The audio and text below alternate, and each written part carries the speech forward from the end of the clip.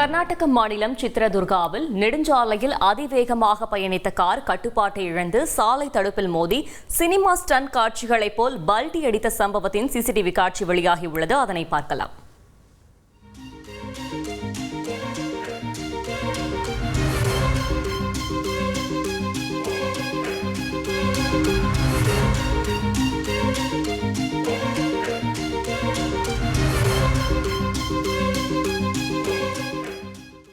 இதுகுறித்த கூடுதல் தகவலை செய்தியாளர் பாரதி ராஜா வழங்கிட கேட்கலாம். பாரதி ராஜா, வணக்கம். இந்த விபத்து தொடர்பான கூடுதல் தகவல்கள்.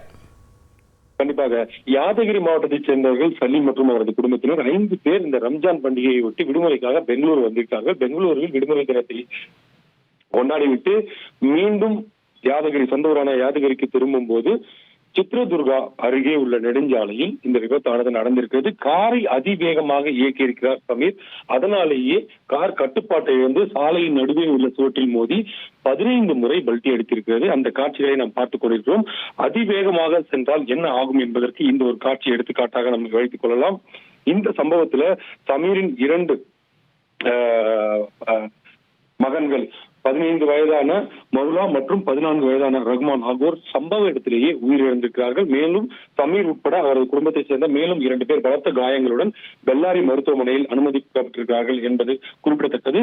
நெடுஞ்சாலையில் வேகம் தொடர்பான குறியீடுகள் பின்தொடரப்பட்டால் இந்த விபத்துகள் நிகழாது என வழக்கை விசாரிக்கும் போலீசார் தெரிவித்திருக்கிறார்கள்.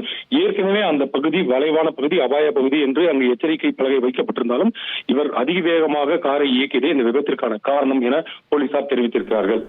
தகவல்களுக்கு நன்றி பாரதி ராஜா. செய்திகளை உடனுக்குடன் தெரிந்து கொள்ள உடனே சப்ஸ்கிரைப் பண்ணுங்க.